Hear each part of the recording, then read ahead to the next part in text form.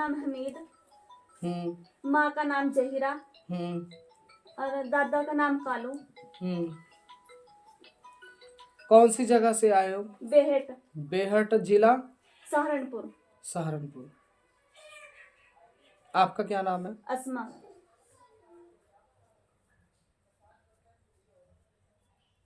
आपको ये दिक्कत बचपन से हुई है? जी।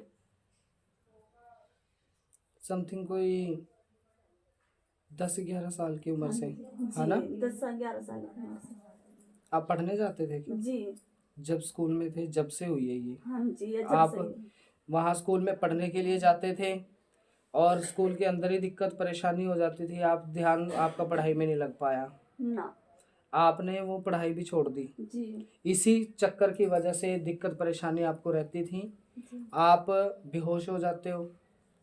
जब आपकी दिक्कत होनी शुरू हुई थी, आपका पता नहीं लगता, बुखार सर्दी जुकाम बेमतलब की बीमारियां कपकपी चढ़ती है, और कपकपी जब से ही चढ़ रही है आपको, और ये कपकपियां बंद नहीं हो रही, जैसे पूरा शरीर अनबैलेंस होके थरथराने लगता है, और कभी कभी तो इतनी जोर से थरथराने लगता है आपको होश ही नहीं होती। ये शिक्षा पे जो प्रभाव पड़ा है, आपकी पढ़ाई जो छूटी है, उसका मेन मकसद, जो मेन मुद्दा कारण है, वो यही दिक्कत परेशानी है जो आपको 10-11 साल की उम्र से होने लगी है, और जब से लेके आज तक आप इस चीज के लिए धक्के खाते जा रहे हो। कोई हकीम बाबा या कुछ ऐसा आपके घर पे भी आया था, मौलवी वगैरह, इस चीज को परेशान, जिस चीज से आप परेशान थे, इस चीज के निवारण के लिए? जी। और वो डर के भाग जाते हैं जी। ये चीज रास्ता नहीं देती उनको कि, और उनका ये भी कहना है कि ये चीज हमारे बस की नहीं है, बी ए अलग महजब की है, तुम्हें अलग से करवाना पड़ेगा, बी ने हमें कोई रास्ता नहीं दिया, ऐसा बोला हुआ है उन्होंने?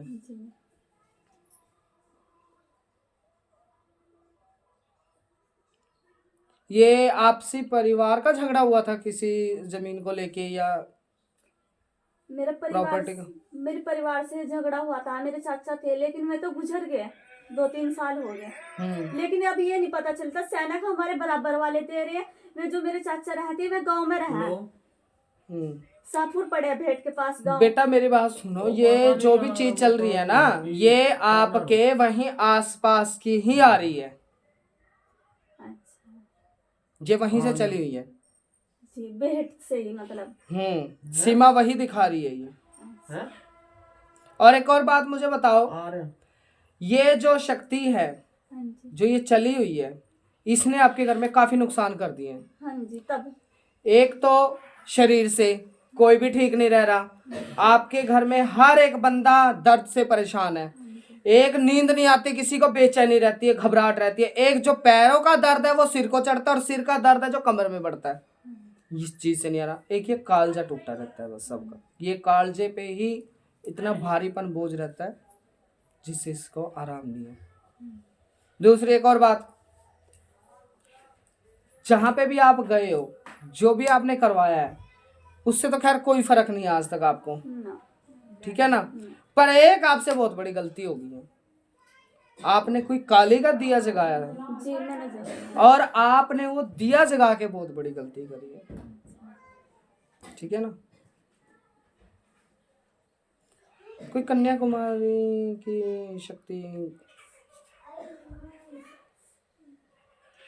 मैं सही जी है? कोई कन्याकुमारी की शक्ति जी, वो ना मैं अभी ही जुड़ी थी उनसे, किसी भक्त ने मुझे बताया था कि ऐसा कालका को वो पता नहीं बीरमती कन्या शक्ति से जुड़ा, और वो ना अंदर नहीं प्रवेश होने देने की कालका को। पर ऐसा तो कुछ नहीं हुआ, कुछ भी नहीं असर हुआ।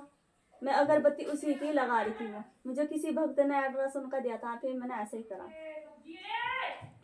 इस चीजों से निवारण नहीं होगा। इस शक्ति को ना तो अकड़ के, ना उठ के, किसी भी तरह से नहीं, इसको सिर्फ इसके चरणों में गिर के क्षमा याचना करके फिर इस शक्ति को हटाना होगा, ठीक है ना?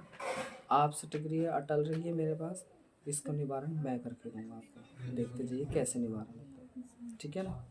ये थी आपकी पूछा। और इसके साथ जो प्रेत है, जिन है, पीर है, वो तो है ही है, वो तो मैं आपको बता ही रहा हूँ, बता भी चुके हैं वो, उन्होंने बताया होगा, ये सब चीज़ें तो है ही है, ठीक है ना? अब इलाज का प्रोसेस समझाना